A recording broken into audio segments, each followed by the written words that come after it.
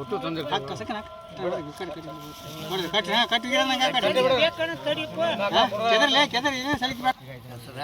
ಹುಡುಗ ಮಾಡ್ಕೋರಿ ಇಲ್ಲಿ ಅಗಿ ಹಾಕೋದು ಮತ್ತೆ ಅದಕ್ಕೆ ಕೊಡಿ ಹಂಗಾದ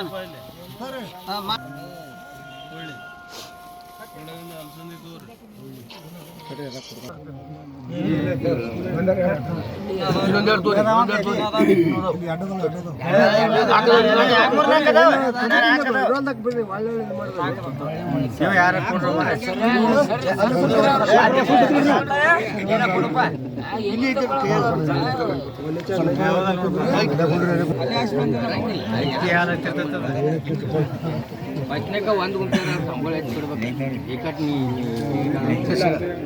ಇಲ್ಲ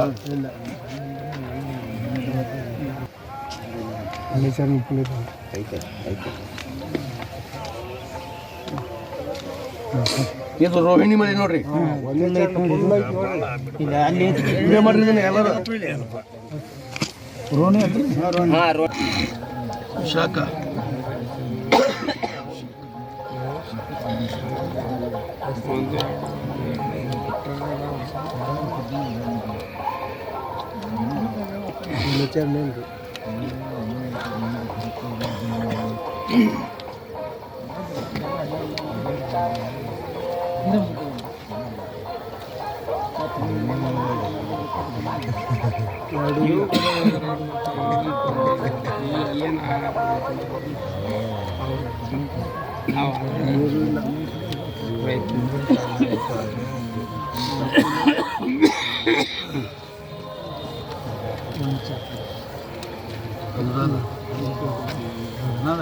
ನೋಡು ಅಲ್ಲ ಮುಖ್ಯ ಅಲ್ಲ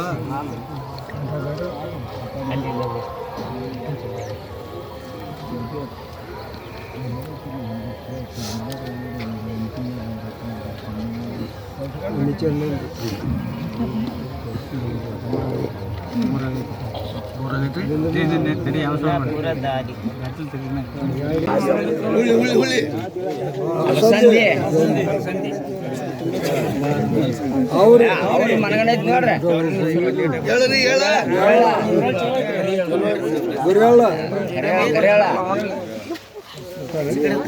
ಮ್ಯಾವಣಿ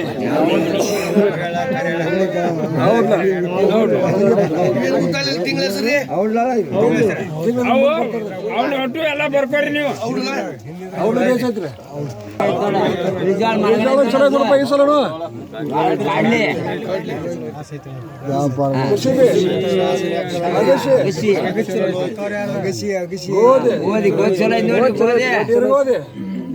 ಜವಾರಿ ಗೋಧಿ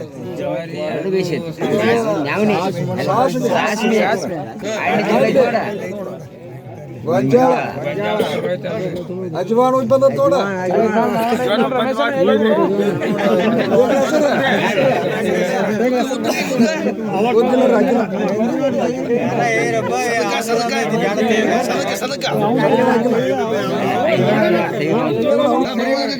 ಸರಿಯಾಗಿ ಬರ್ಕೋಯಪ್ಪ ಯಾಕ ಅವು ಪ್ರಿಂಟ್ ಮಾಡಿ ಕೊಡ್ಬೇಕು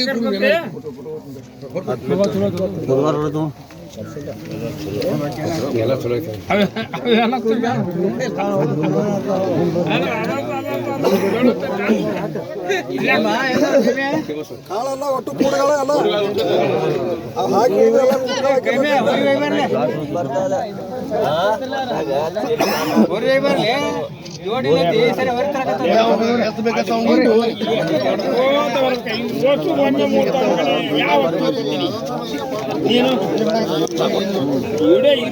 ನಿನ್ನೆ ಅಮಾವಾಸ್ಯೆ ದಿನದಂದು ನಮ್ಮ ರೈತ ಮಿತ್ರರೆಲ್ಲರೂ ಸೇರಿ ಈ ಗೌಡ್ರ ಜಬ್ಬಲದಲ್ಲಿ ಒಂದು 5x5 ಸೈಜಿನ ಒಂದು ಕೆಸರಿನ ಒಂದು ಕಟ್ಟೆಯನ್ನು ಮಾಡಿ ಅದಕ್ಕೆ ಜಕನೇರನ ಕಟ್ಟೆ ಅಂತ ಹೇಳಿ ಹೇಳ್ತಾ ಬಂದಿದ್ದಾರೆ. ಈ ಒಂದು ಜಕನೇರನ ಕಟ್ಟೆಯಲ್ಲಿ ಸುಮಾರು 27 ಥರದ ಕಾಳುಗಳನ್ನು ಅಲ್ಲಿ ಮಾಡಿ ಹಾಕಿರ್ತಾರೆ, ರೈತರು ತಂದು ಹಾಕಿರ್ತಾರೆ. ಅದರ ಮೇಲೆ ಶರಣಗಳ ಪ್ರಕಾರ ಎಕ್ಕದ ಎಲೆಯನ್ನು ಇಟ್ಟಿರ್ತಾರೆ, ಮತ್ತು ಒಂದು ಮಣ್ಣಿನ ಬಸವಣ್ಣನನ್ನು ಮಾಡಿರ್ತಾರೆ. ಅದರ ಮುಂದ್ಗಡೆ ಒಂದು ನೀರಿನ ಮಡಿಕೆಯನ್ನು ಇಟ್ಟಿರ್ತಾರೆ. ಮತ್ತು ಕೂರಿಗೆ, ಕುಂಟೆ ಮತ್ತು ರೈತನಿಗೆ ಬೇಕಾಗುವಂಥ ಎಲ್ಲ ಸಲಕರಣೆಗಳನ್ನ ಬೆಂಡು ಮತ್ತು ಮಣ್ಣಿನಿಂದ ಮಾಡಿ ಅವುಗಳನ್ನು ನಿಂದಿಸಿರ್ತಾರೆ.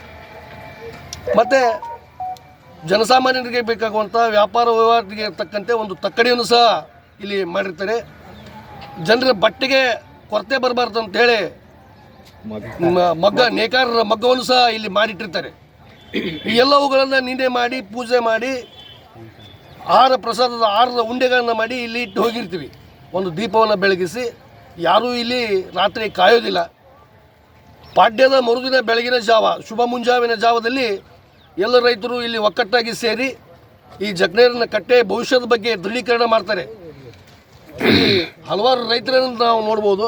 ಹನುಮಂತಣ್ಣ ಔಟಿ ಅವರು ಆಗಿರ್ಬೋದು, ಶಿವಬಸಪ್ಪಣ್ಣ ಅವರು ಆಗಿರ್ಬೋದು, ಇನ್ನೂ ಹಲವಾರು ಹೆಸರುಗಳನ್ನ ಮುತ್ತಣ್ಣ ಬೆನ್ನಿರೊಟ್ಟಿಯವರಾಗಿರ್ಬೇಕು. ಹಲವಾರು ರೈತರು ನಿನ್ನೆಯಿಂದನೂ ಇಲ್ಲಿ ಕಾರ್ಯತತ್ಪರರಾಗಿ ಇವತ್ತು ಈ ಜಕ್ನೇರನ ಕಟ್ಟೆ ಬಗ್ಗೆ ವಿಶ್ವಾಸವನ್ನು ಜನರಿಗೆ ದೃಢೀಕರಿಸೋಸ್ಕರ ಇಲ್ಲಿ ಬಂದು ಅವುಗಳನ್ನು ಒಂದೊಂದು ಎಲೆಗಳನ್ನ ಪಲ್ಟಿ ಮಾಡಿ ನೋಡ್ತಾರೆ. ಆ 4 ಚರಣಗಳಂತ ನಾವು ಹೇಳ್ತೀವಲ್ಲ, ಸುಮಾರು 27 ಮಳೆಗಳಿವೆ. ಎಲ್ಲ ಮಳೆಗಳು ನಾವು ಇತಿಹಾಸವನ್ನು ತೆಗೆದು ನೋಡಿದಾಗ ಪ್ರತಿದಿನ ಮಳೆಗಳು ಒಂದಲ್ಲ ಒಂದು ದಿವಸ ಕಡೆ ಆಗೇ ಆಗುತ್ತೆ. ಕೇವಲ ವರ್ಷದಲ್ಲಿ 3 ದಿನಗಳ ಮಾತ್ರ ಮಳೆ ಇಲ್ಲ ಅಂತೇಳಿ ಹಿಂದಿನ ಹಿರಿಯರು ಹೇಳ್ತಾರೆ. ಸುಮಾರು 27 ಮಳೆಗಳನ್ನು 4 ಚರಣಗಳಾಗಿ ವಿಭಾಗಿಸ್ತೀವಿ. ಒಂದೊಂದು ಚರಣಗಳಲ್ಲಿ 7 ಎಲೆಗಳನ್ನ ಎಕ್ಕದ ಎಲೆಗಳನ್ನ ಇಟ್ಟಿರ್ತೀವಿ. ಆ ಎಕ್ಕದ ಎಲೆಗಳನ್ನ ಪಾಲ್ಟಿ ಮಾಡೋಗೋಸ್ಕರ ನೋಡಿದಾಗ ತಾವೆಲ್ಲರೂ ಈವರೆಗೆ ನೋಡಿದ್ರಿ, ಆ ಎಕ್ಕದ ಎಲೆಯಲ್ಲಿ ತೇವಾಂಶವನ್ನು, ನೀರಿನ ತೇವಾಂಶವನ್ನು ಆಧರಿಸಿ ನಮ್ಮ ರೈತ ಮಿತ್ರರು ಹೇಳ್ತಾ ಇದ್ರು, 1ನೇ ಚರಣದಾಗ ಮಳೆ ಐತಿ, 2ನೇ ಚರಣದಾಗ ಮಳೆ ಐತಿ, 3ನೇ ಚರಣದಾಗ ಮಳೆ ಐತಿ, 4ನೇ ಚರಣದಾಗ ಇಲ್ಲ. ಈ ರೀತಿಯಾಗಿ ದೃಢೀಕರಣ ಮಾಡ್ತಾಯಿದ್ರು. ಅವುಗಳನ್ನು ನಾವು ಬರೆದಿಟ್ಕೊಂಡಿದ್ದೀವಿ. ಅವುಗಳನ್ನ ಬರೆದಿಟ್ಟಂಥ ಮಳೆಗಳನ್ನು ತಾವು ಎಲ್ಲಾದರೂ ದೃಢೀಕರಿಸ್ಕೊಳ್ಬೋದು. ಒಮ್ಮಿಲ್ದ ಆ ಮಳೆ ಆಗುವ ಹೊತ್ತಿನಾಗ ಆ ಚಾರ್ಟನ್ನು ತೆಗೆದು ತಾವು ನೋಡ್ಬೋದು. ಆವಾಗ ಪರೀಕ್ಷಿಸಿದಾಗ ಈ ಮಳೆಗಳು ಆಗುತ್ತವೆ ಅನ್ನುವಂಥ ಭರವಸೆ ಜನರಲ್ಲಿ ಬಂದಿದೆ. ಈಗ ಹಳಬರೆಲ್ಲ ರೈತರು ಹೇಳ್ತಾ ಇದ್ರು, ಇದು ಮುಂದಿನ ಪೀಳಿಗೆಗೂ ಮುಂದುವರಿಲಿ, ಈ ಮುಂದಿನ ಪೀಳಿಗೆಯವರು ಇದನ್ನು ನೋಡಲಿ, ಕಲೀಲಿ ಅಂತ ಹೇಳ್ತಾರೆ. ನಾವು ಇಂದಿನ ಜೀವಮಾನದಲ್ಲಿ ಹಲವಾರು ತಂತ್ರಾಂಶಗಳನ್ನು ಆಧಾರವಾಗಿ ಇಟ್ಟುಕೊಂಡು ನಾವು ಮಳೆ ಇಷ್ಟೈತಿ, ಮಳೆ ಹಿಂಗಾಕೈತಿ, ಹಂಗಾಕೈತಿ ಅಂತ ವಿಜ್ಞಾನಿಗಳು ಹೇಳ್ತಾ ಇದ್ರು. ಆದರೆ ನಮ್ಮ ಬಿಳಿಗಿ ರೈತರು ಹಾಗಲ್ಲ. ಪ್ರತಿ ವರ್ಷ ಈ ಜಕ್ನೇರನ ಕಟ್ಟೆ ಮೇಲೆ ಅವಿನಾಭಾವನ ಸಂಬಂಧವನ್ನು ಹೊಂದಿದ್ದಾರೆ.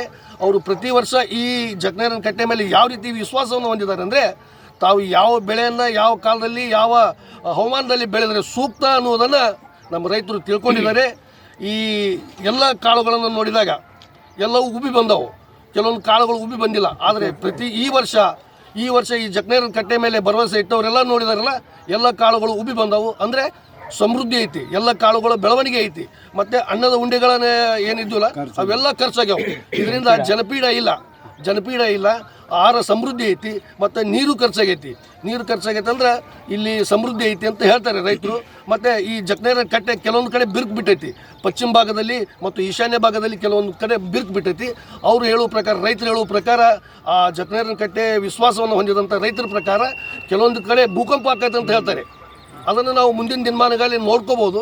ಈ ಚಾರ್ಟನ್ನು ನಾವು ಆಧಾರವಾಗಿ ಇಟ್ಟುಕೊಂಡು ಪ್ರತಿದಿನ ನಾವು ಈ ಮಳೆ ಆಗುವಂಥ ಸಂದರ್ಭದಲ್ಲಿ ಅವುಗಳನ್ನು ನೋಡಿ ದೃಢೀಕರಿಸಿಕೊಂಡು ನಾವು ಈಗೇನು ರೈತರು ಮಾಡ್ತಾರಲ್ಲ ಇಂಥ ಎಲ್ಲ ಕಾರ್ಯಗಳನ್ನು ನೋಡಿ ಅವ್ರನ್ನ ಬೆಂಬಲಿಸಿ ಪ್ರತಿ ವರ್ಷ ಈ ಯುಗಾದಿಯ ದಿನದಂದು ಇಲ್ಲೆಲ್ಲರೂ ಬಂದು ಸೇರಿ ರೈತರನ್ನು ಬೆನ್ನು ತಟ್ಟುವ ಮೂಲಕವಾಗಿ ಅವರು ಮಾಡುವಂಥ ಈ ಕಾರ್ಯವನ್ನು ಅತ್ಯಂತ ವಿಶ್ವಾಸಾರ್ಹವಾಗಿ ತಾವು ಸಹ ನೋಡ್ಬೋದು ಅನ್ನೋದು ನನ್ನ ಮನದ ಅಭಿಪ್ರಾಯ. ಈವರೆಗೆ ಎಲ್ಲರೂ ರೈತರು ನಿನ್ನೆಯಿಂದಲೂ ಇಲ್ಲಿ ಸಹಕರಿಸಿ ಕೆಲಸವನ್ನು ಮಾಡಿ ಈ ಜಕ್ನೇರನ ಕಟ್ಟೆಯನ್ನು ಎಲ್ಲ ಜನರಿಗೂ ತಲುಪುವಂತೆ, ಜಕ್ನೇರನ ಕಟ್ಟೆ ವಿಶ್ವಾಸ ಎಲ್ಲ ಜನರಿಗೂ ತಲುಪುವಂತೆ ಮಾಡಿ ಎಲ್ಲರಿಗೂ ಧನ್ಯವಾದಗಳು.